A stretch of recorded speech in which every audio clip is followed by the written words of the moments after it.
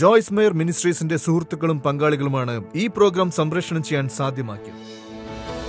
ഞാൻ ജോയ്സ് മേയർ. ദൈവം നിങ്ങളുടെ എല്ലാ മുറിവുകളെയും സൗഖ്യമാക്കും എന്ന് ഞാൻ വിശ്വസിക്കുന്നു.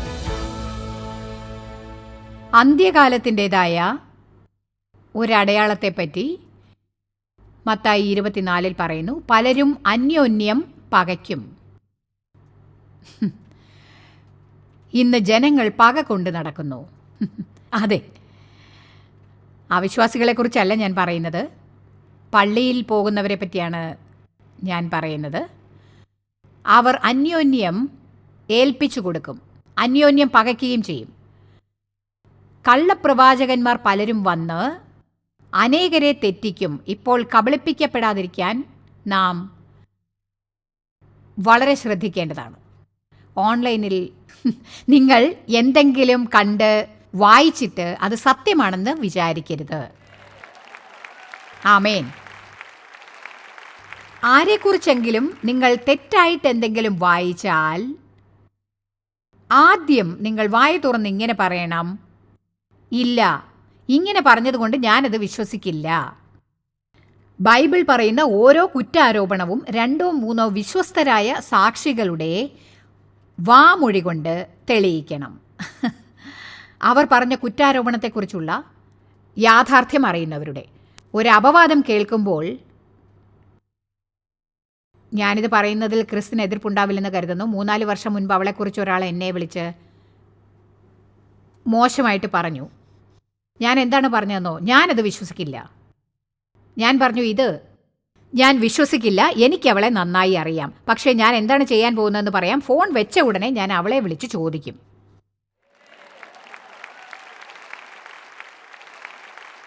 ക്രിസ്ത്യന് ഇത് ഓർമ്മയുണ്ടോ?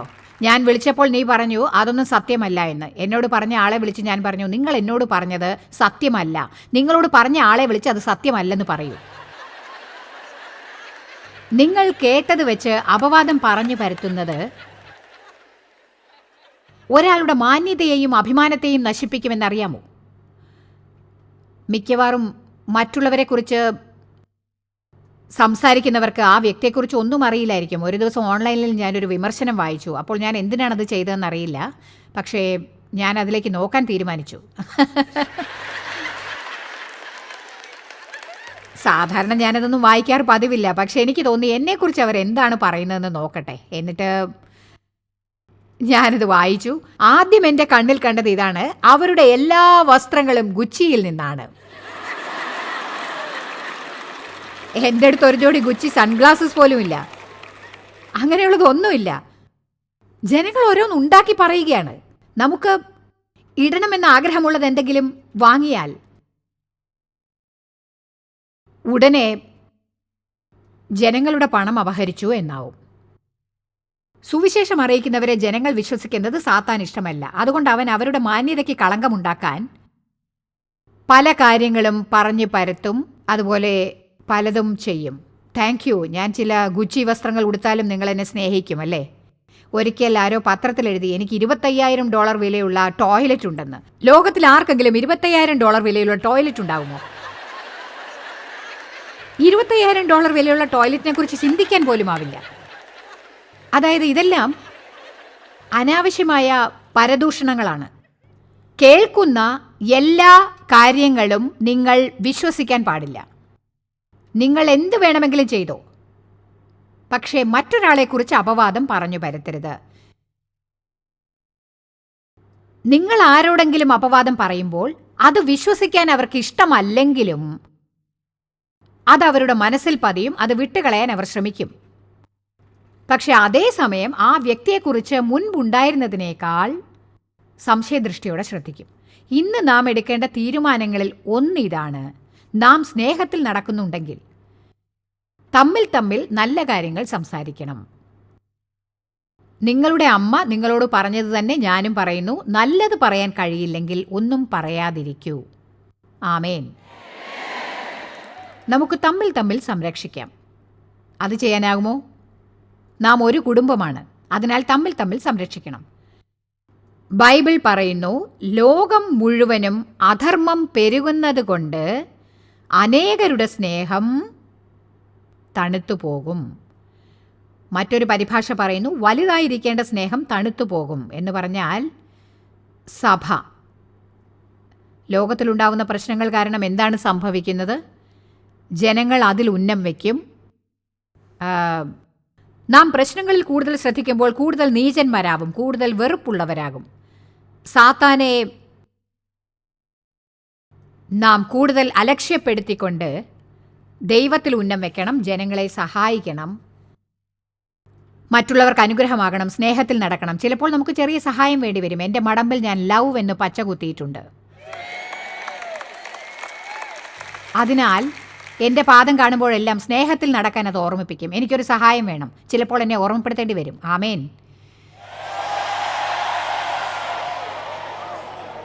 വേറൊരെണ്ണം ഇവിടെ പുറകിലുമുണ്ട്. ആ പയ്യൻ പറഞ്ഞു, പച്ച കുത്തിയ ഏറ്റവും വയസ്സായവർ ഞാനും ഡേവുമാണെന്ന്. ഞാൻ യേശുവിൻ്റെ സ്വന്തമാണ് എന്നാണ്. ഇത് കണ്ടോ സാത്താനെ? എന്നെ രക്തത്താൽ വാങ്ങി സ്വന്തമാക്കിയിരിക്കുന്നു. ഡേവ് ഒരു അമേരിക്കൻ പതാകയാണ് കുത്തിയത്. നിങ്ങളിൽ ചിലർ വിചാരിക്കുന്നുണ്ടാവും പച്ച കുത്തുന്നത് പൈശാചികതയാണെന്ന്. ശരി, ബൈബിളിൽ യെശയ്യാവിൽ പറയുന്നു, അന്നത്തെ ജനങ്ങൾ കയ്യിൽ ഞാൻ യേശുവിൻ്റേതാണ് എന്ന് പച്ച കുത്തിയിരുന്നു എന്ന്. യെശയ്യാവിൽ ഇങ്ങനെ പറയുന്നു, ദൈവം തൻ്റെ ഉള്ളം കയ്യിൽ നമ്മെ വരച്ചിരിക്കുന്നു എന്ന്. അതിനാൽ ഒരു അഭിപ്രായം പറയുന്നതിന് മുൻപ് ഒന്ന് ബൈബിൾ മുഴുവനും വായിച്ചു നോക്കൂ. ആമേൻ.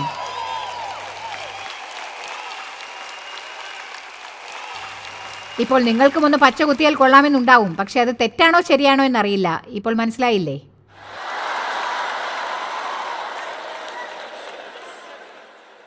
എല്ലാവരെയും സ്നേഹിക്കണം എന്ന് ദൈവം കൽപ്പിച്ചിട്ടുണ്ട്. ലൂക്കോസ് 6:32. നിങ്ങളെ സ്നേഹിക്കുന്നവരെ സ്നേഹിച്ചാൽ നിങ്ങൾക്ക് എന്ത് ഉപചാരം കിട്ടും?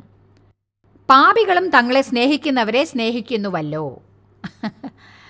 അതുകൊണ്ട് നിങ്ങളെ സ്നേഹിക്കുന്നവരെ സ്നേഹിക്കുമ്പോൾ അത് നിങ്ങളെക്കുറിച്ച് യാതൊന്നും പറയുന്നില്ല. എന്നാൽ ദൈവം പറയുന്ന സ്നേഹം എന്താണെന്ന് അറിയണമെന്നുണ്ടെങ്കിൽ നിങ്ങളോട് നീചത്വം കാണിക്കുന്നവരെ സ്നേഹിക്കൂ. നിങ്ങളോട് നല്ല രീതിയിൽ പെരുമാറാത്തവരെ. നിങ്ങൾ പറയും, അതെനിക്ക് ബുദ്ധിമുട്ടുള്ള കാര്യമാണ്. എന്നാൽ ആദ്യം നിർത്തേണ്ടത് ബുദ്ധിമുട്ടാണ് എന്ന പദമാണ്. ഇതാണ് നമ്മുടെ ഏറ്റവും വലിയ ഒഴിവ് കഴിവ്. ഇത് ബുദ്ധിമുട്ടാണ്, ഇത് കഠിനമാണ്. ആവർത്തന പുസ്തകം 30 പറയുന്നു, ഞാൻ ഇന്ന് നിന്നോട് ആജ്ഞാപിക്കുന്ന കൽപ്പന പ്രയാസമുള്ളതല്ല. അതിനാൽ ഇങ്ങനെ പറഞ്ഞു തുടങ്ങൂ, ദൈവം ചെയ്യാൻ പറഞ്ഞതെല്ലാം എനിക്ക് ചെയ്യാനാവും, അല്ലാതെ കഠിനമാണ് എന്നല്ല. ബൈബിളിൽ സ്നേഹം എന്ന വാക്ക് ധാരാളമുണ്ട്. എന്നാൽ സ്നേഹം എന്ന വാക്കിന് ഗ്രീക്ക് ഭാഷയിൽ 4 പദങ്ങളുണ്ട്. അതൊരുതരം നാണക്കേടാണ്. നാം അവയെല്ലാം കൂടി കൂട്ടിക്കുഴയ്ക്കും. എന്നിട്ട് അടുത്ത വീട്ടിലെ പൂച്ചയെ സ്നേഹിക്കും, ഐസ്ക്രീമിനെ സ്നേഹിക്കും, മക്കളെ സ്നേഹിക്കും, വീടിനെ സ്നേഹിക്കും, കാറിനെ സ്നേഹിക്കും. ഇങ്ങനെ ഈ പറഞ്ഞ സ്നേഹമെല്ലാം കൂടി കോർത്തിണക്കി ഒരു ഊഷ്മളമായ വികാരം ഉണ്ടാവുന്നു. ആരെങ്കിലും നിങ്ങളോട് മര്യാദകേടായി പെരുമാറിയാൽ ഊഷ്മളമായ വികാരം ഉണ്ടാവാൻ പോകുന്നില്ല. അവരെ മുറിയിൽ നിന്ന് ചവിട്ടി പുറത്താക്കും. നിങ്ങൾക്കറിയാമോ, 45 വർഷത്തെ ബൈബിൾ വായനയിൽ നിന്ന് ഞാൻ എന്താണ് മനസ്സിലാക്കിയതെന്നോ? തെറ്റായത് ചെയ്യണമെന്ന് തോന്നുമ്പോഴും ശരിയായതേ ചെയ്യൂ എന്ന് തീരുമാനിക്കുക. ഞാൻ പറഞ്ഞത് നിങ്ങൾ കേട്ടോ?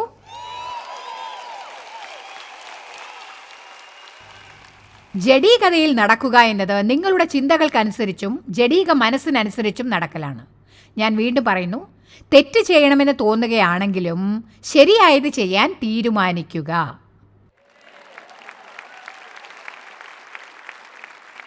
എല്ലാറ്റിനും ഒരു ചോയ്സ് ഉണ്ടാവുമല്ലോ. ദൈവം നമുക്ക് സ്വതന്ത്ര ഇച്ഛാശക്തി തന്നിട്ടുണ്ട്. ദൈവം നമുക്കത് തന്നപ്പോൾ ദൈവം എടുത്ത അവസരം എന്താണെന്നോ? ആമേൻ.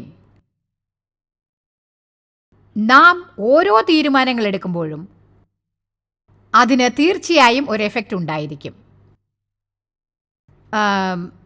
ഞാനിത് അല്പം നേരത്തെ പറയുകയാണ്. നമ്മുടെ ഇടയിൽ അനുസരണയില്ലാത്ത ക്രിസ്ത്യാനികളുണ്ട്. ഇപ്പോൾ എല്ലാവരും അങ്ങനെ ചെയ്യുന്നു, പക്ഷേ എല്ലാവരിലും നിങ്ങളില്ല.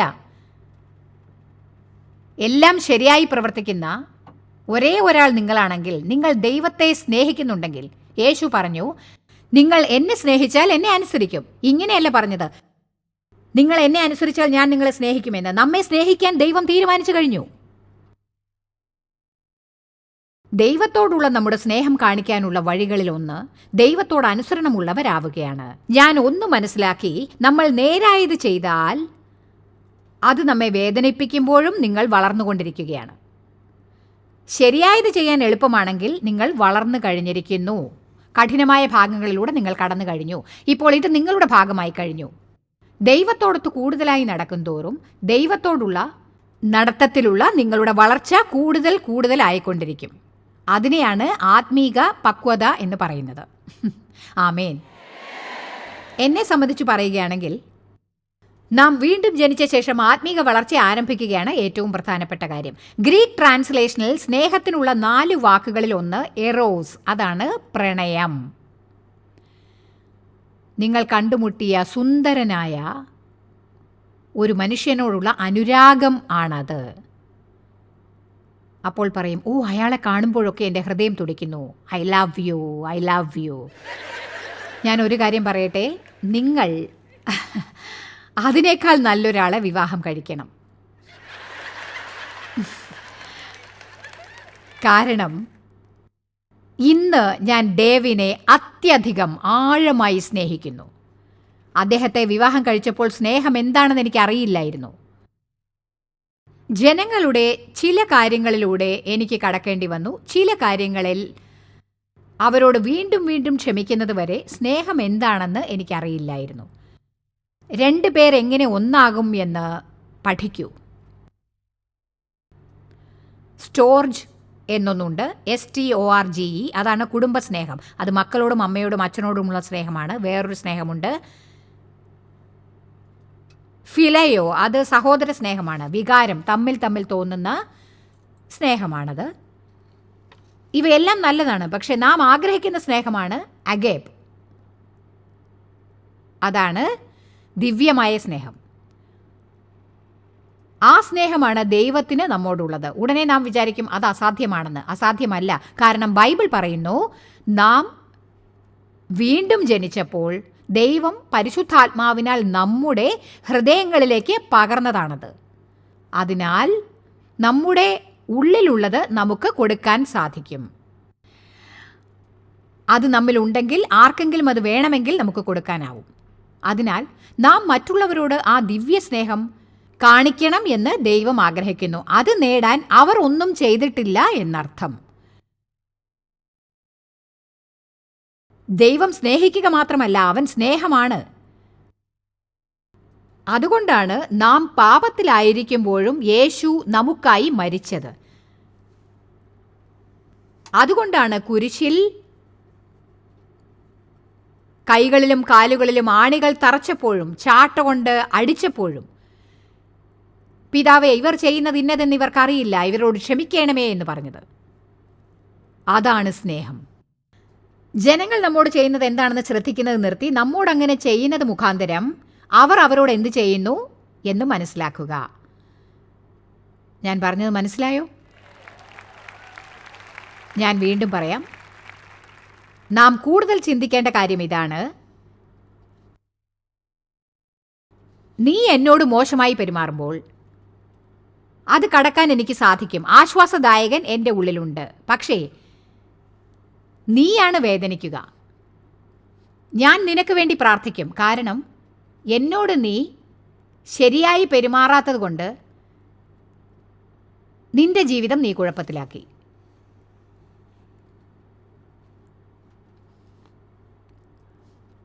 നാല് തരം സ്നേഹങ്ങളിൽ 3 വികാരമടങ്ങിയതാണ്. പക്ഷേ ദൈവത്തിൻ്റെ ദിവ്യ സ്നേഹം അങ്ങനെയല്ല. അതുണ്ടാവാം, പക്ഷേ ഉണ്ടാവാതെയും ഇരിക്കാം. നാം ജനങ്ങളോട് അതേ രീതിയിൽ പെരുമാറണമെന്ന് ദൈവം ആഗ്രഹിക്കുന്നു. നമുക്ക് അവ്യക്തമായ തോന്നൽ ഉണ്ടായാലും ഇല്ലെങ്കിലും. ഇപ്പോൾ നിങ്ങളിൽ ചിലർക്ക് ഇങ്ങനെ തോന്നുന്നുണ്ടാവും, നമ്മൾ മറ്റുള്ളവരുടെ കാലടിയിൽ കിടന്ന് എല്ലാവരും ചവിട്ടിത്തേച്ച് നമ്മെ ദുരുപയോഗപ്പെടുത്തണമെന്നാണ് ദൈവം പറയുന്നത് എന്നാണോ നിങ്ങൾ പറയുന്നത്? ഒരിക്കലുമല്ല. എന്നാലാവുന്നത്ര അകന്ന് നിന്ന്, ഞാൻ സാധാരണ അത്രയ്ക്ക് അകന്ന് നിൽക്കാറില്ല, പക്ഷെ ചിലരെ അകന്നു നിന്ന് സ്നേഹിക്കുന്നതായിരിക്കും നല്ലത്. അച്ഛനെ എപ്പോഴും ഞാൻ അകന്നു നിന്നാണ് സ്നേഹിച്ചത്. കാരണം അദ്ദേഹം ലൈംഗിക ആസക്തിയുള്ള ആളായിരുന്നു. അതിനാൽ അദ്ദേഹത്തിൻ്റെ അടുത്ത് ചെല്ലുന്നത് സുരക്ഷിതമായിരുന്നില്ല. നിങ്ങളെ ആരും ദുഷിക്കണമെന്നോ അടിക്കണമെന്നോ സദാ നിങ്ങളോട് തട്ടിക്കയറി നിങ്ങളെ തരം താഴ്ത്തി സംസാരിക്കാനും പെരുമാറാനും സമ്മതിക്കണമെന്നില്ല. അത് ഒരിക്കലും നിങ്ങൾ അനുവദിച്ചു കൊടുക്കരുത്. പക്ഷെ ജനങ്ങളെ സ്നേഹിക്കണമെന്ന് ദൈവം പറയുന്നു. അതായത് ദൈവം നമ്മോട് ആവശ്യപ്പെടുന്നത് കഠിനമായ ഒരു കാര്യമല്ല. പക്ഷേ ഞാൻ പറഞ്ഞു മനസ്സിലാക്കുന്നത് ഒന്നേ ഉള്ളൂ, സ്നേഹം, ദൈവം ആഗ്രഹിക്കുന്ന വിധത്തിലുള്ള സ്നേഹം നമ്മുടെ തോന്നലല്ല. അതുകൊണ്ട് ഇത് നമ്മൾ തലച്ചോറിൽ പതിപ്പിക്കണം. ഇല്ലെങ്കിൽ അങ്ങനെ ചെയ്യാനാവില്ല. സ്നേഹം തോന്നലല്ല. ആമേൻ. അത് നമ്മുടെ ഉള്ളിലുള്ള ഒരു നല്ല കാര്യമാണ്. എൻ്റെ സഹോദരനോട് ഒരേ കാര്യത്തിന് ഞാൻ എത്ര പ്രാവശ്യം ക്ഷമിക്കണം? നിങ്ങളെക്കൊണ്ട് കഴിയുന്നത്ര പ്രാവശ്യം. സ്നേഹം നീണ്ട കഷ്ടപ്പാടാണ്. അത് പറയേണ്ട വിധത്തിൽ നമുക്ക് പറയാം. നീണ്ട കഷ്ടപ്പാട്. ആമേൻ. ഞാനും ഡേവും വിവാഹിതരായി ആദ്യത്തെ 5-6 വർഷം അദ്ദേഹത്തിന് എന്നെക്കൊണ്ട് നീണ്ട കഷ്ടപ്പാടുണ്ടായി. ഇന്ന് ഞാൻ ഇവിടെ നിങ്ങളുടെ മുൻപിൽ നിൽക്കുന്നതിന് കാരണം ഡേവ് എന്നോട് കാണിച്ച സ്നേഹമാണ്. അതെ, ദൈവം എനിക്ക് ശരിയായ ഒരാളെ തിരഞ്ഞെടുത്തു. ആദ്യത്തെ ഭർത്താവിനെ വിവാഹം കഴിച്ചപ്പോൾ അയാൾ എപ്പോഴും എന്നോട് മോശമായി പെരുമാറിയിരുന്നു. രാത്രി ഞാൻ അയാളുടെ കൂടെ കിടക്കയിൽ കിടന്ന് പ്രാർത്ഥിക്കുമായിരുന്നു, എന്നെങ്കിലും എന്നെ യഥാർത്ഥത്തിൽ സ്നേഹിക്കുന്ന ഒരാളെ തരയണമേ എന്ന്. എന്നെ എപ്പോഴും പള്ളിയിലേക്ക് കൊണ്ടുപോകുന്ന ഒരാളെ തരയണമേ. എനിക്ക് 9 വയസ്സുള്ളപ്പോഴാണ് ഞാൻ വീണ്ടും ജനിച്ചത്. ദൈവസേവ ചെയ്യാൻ ഞാൻ ആഗ്രഹിച്ചു. പക്ഷേ ആരുടെയെങ്കിലും സഹായമില്ലാതെ അത് നടപ്പിലാക്കാൻ എനിക്ക് സാധിച്ചില്ല. ഞാൻ പറയട്ടെ, യഥാർത്ഥ സ്നേഹം, ദിവ്യ സ്നേഹത്തിന് നമുക്ക് അധികമൊന്നും അറിയാത്ത സവിശേഷതകൾ ഉണ്ട്. ലോകത്തിൽ കുത്തി നോവിപ്പിക്കുന്നവർ അനേകം പേരുണ്ട്. മുള്ളൻ പന്നികൾ എന്നാണ് ജോൺ ഓട്ട്ബർഗ് പറയുന്നത്. മുള്ളൻ പന്നിക്ക് 30,000 മുള്ളുകൾ ഉണ്ടാവും. അതവയെ സഹായിക്കാൻ എഴുന്നേൽക്കും. സ്റ്റഫ് ചെയ്ത പല മൃഗങ്ങളെയും നമ്മൾ സമ്മാനമായി കൊടുക്കാറുണ്ട്. പക്ഷെ മുള്ളൻ പന്നിയെ ഞാൻ കൊടുത്തിട്ടേയില്ല. എന്തുകൊണ്ടോ അവർക്ക് യഥാർത്ഥ സ്നേഹമില്ല. പക്ഷെ നിങ്ങൾക്കറിയാമോ, ഇണചേരുന്ന കാലത്ത് മുള്ളൻ പന്നികളും ഒന്നു ചേരാനായി ഒരു വഴി കണ്ടുപിടിച്ചിട്ടുണ്ട്.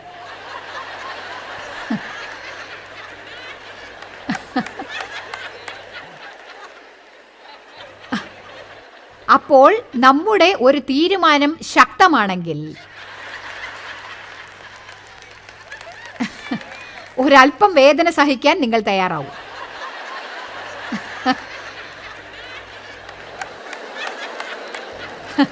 അതുകൊണ്ട്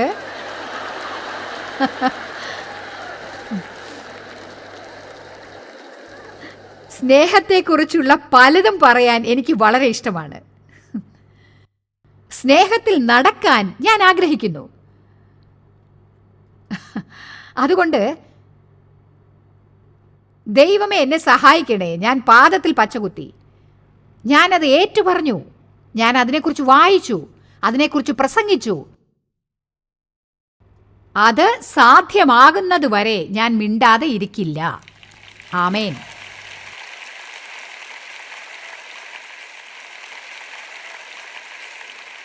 എന്നാൽ കഠിനമായ സ്നേഹമുണ്ട്. ആ സ്നേഹത്തിന് ഉപയോഗിക്കുന്ന പദം അതാണ്. അതിൻ്റെ അർത്ഥം എന്താണെന്നോ, ചിലർ സ്വയം ചെയ്യേണ്ടതായ കാര്യങ്ങൾ നിങ്ങൾ അവർക്ക് വേണ്ടി ചെയ്തു കൊടുക്കുമ്പോൾ അത് അവരെ സഹായിക്കുകയല്ല. മക്കളിൽ 40 വയസ്സുള്ള ആരെങ്കിലും നിങ്ങളെ ആശ്രയിച്ചിരിക്കുന്നുണ്ടെങ്കിൽ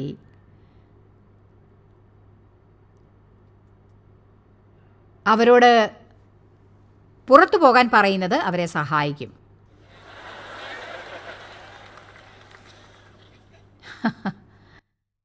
സഭ സ്നേഹത്തെക്കുറിച്ച് ആകെ കുഴപ്പത്തിലാണെന്ന് തോന്നുന്നു.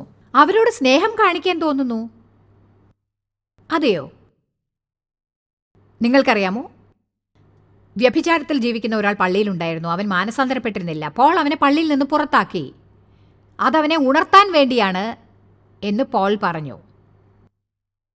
ഒന്നുകിൽ വിട്ടുകളയുക അല്ലെങ്കിൽ അതിൽ തുടരുക എന്ന് പറഞ്ഞാൽ കൂട്ടായ്മയുടെ ഭാഗമാകണമെങ്കിൽ വ്യഭിചാരത്തിൽ തന്നെ ജീവിക്കാനാവില്ല. പക്ഷെ ഇന്ന് നാം അങ്ങനെ ചെയ്യുന്നില്ല. നമുക്കവരോട് സ്നേഹം കാണിക്കാം, എന്നാൽ ഇതല്ല സ്നേഹം. ചിലപ്പോൾ ചിലരെ നാം കൂടുതൽ സ്നേഹിക്കും. നിങ്ങൾ അവരെ അഭിമുഖീകരിക്കുമ്പോൾ അവരോട് സ്നേഹത്തിൻ്റെ മനോഭാവം തുടർന്ന് കാണിച്ചുകൊണ്ടിരിക്കൂ. പലപ്പോഴും എന്താണ് സംഭവിക്കാറ്? ചിലരെ നാം നേരിടുമ്പോൾ അവരെ ജീവിതത്തിൽ നിന്ന് ഒഴിവാക്കും. ദേവ് ഒരിക്കലും അങ്ങനെ ചെയ്തിട്ടില്ല. സ്നേഹം എന്താണെന്ന് എനിക്ക് അറിയില്ലായിരുന്നു, അത് അദ്ദേഹം എനിക്ക് കാണിച്ചു തന്നു. പലരും ഇത് കണ്ടിരിക്കേണ്ടതാണ്.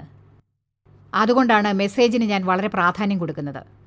ഞാൻ ഒന്ന് പറയട്ടെ, ഇതാണ് ലോകത്തിലെ എല്ലാ പ്രശ്നങ്ങളുടെയും ഉത്തരം.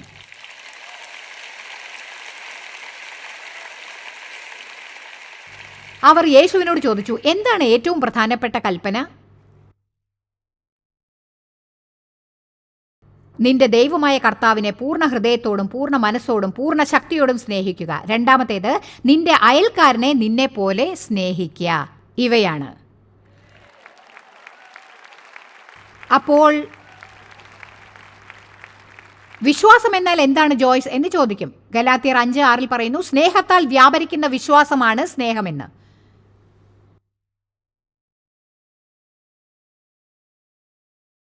യേശു മർക്കോസ് 11 പറയുന്നു,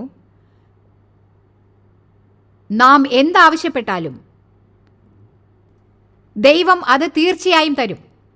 വിശ്വാസത്തോടെ പ്രാർത്ഥിച്ചാൽ മല പോലും മാറിപ്പോകുമെന്ന് പറയുന്നു. പക്ഷേ നാം ബൈബിളിലുള്ള പക്ഷേ എന്നാൽ ഇവയെല്ലാം ശ്രദ്ധിക്കേണ്ടതാണ്. ആരോടെങ്കിലും എന്തെങ്കിലും വിരോധമുണ്ടെങ്കിൽ അത് വിടൂ, ഉപേക്ഷിക്കൂ, അത് പോകട്ടെ. ഇല്ലെങ്കിൽ നിങ്ങളുടെ പ്രാർത്ഥനയ്ക്ക് ഉത്തരം ലഭിക്കില്ല. ഞാൻ പറയട്ടെ, ദിവസവും 5 നേരം മധ്യസ്ഥ പ്രാർത്ഥന പ്രാർത്ഥിച്ചാലും ഹൃദയത്തിൽ ക്ഷമിക്കാനാവായ്മയില്ലെങ്കിൽ വെറുതെ സമയം പാഴാക്കുകയുള്ളൂ. യേശു പറഞ്ഞു, ഞാൻ നിങ്ങൾക്കൊരു പുതിയ നിയമം തരുന്നു. 1, എല്ലാവരും പറയൂ, 1.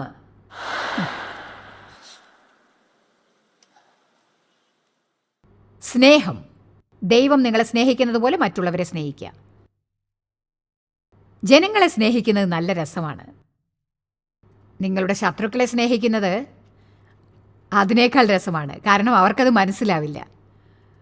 അവർ വിചാരിക്കും, ഇവർക്കെന്താ വട്ടുപിടിച്ചോ? അവർക്കത് മനസ്സിലാവില്ല.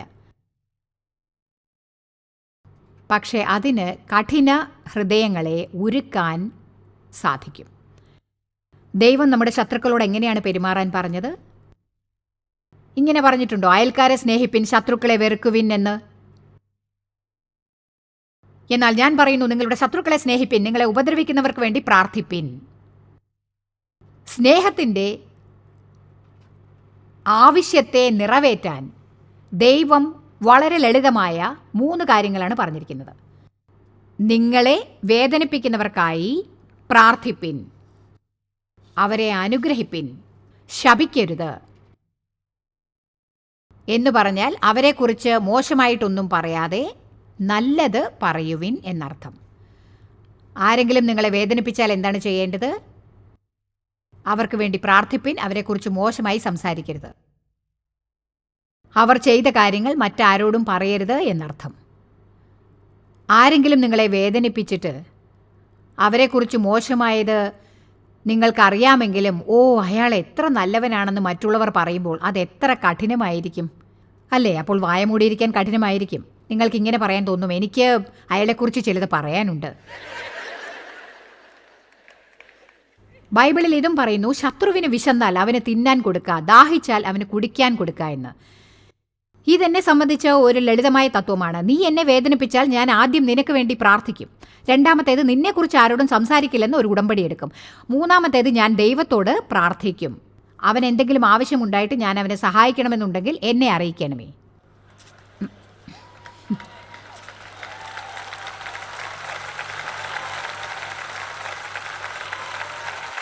ഇത് ശരിക്കും ഒരു വെല്ലുവിളിയായിരിക്കും.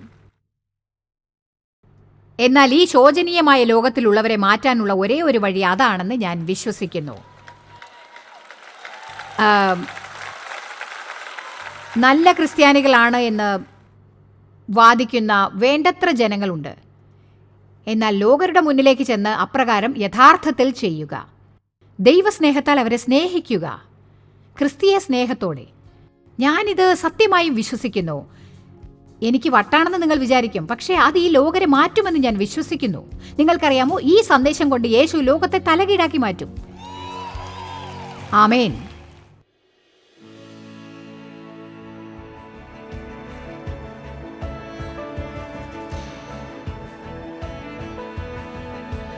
ജോയ് സി മേയർ മിനിസ്ട്രീസിന്റെ സുഹൃത്തുക്കളും പങ്കാളികളുമാണ് ഈ പ്രോഗ്രാം സംപ്രേഷണം ചെയ്യാൻ സാധ്യമാക്കിയത്.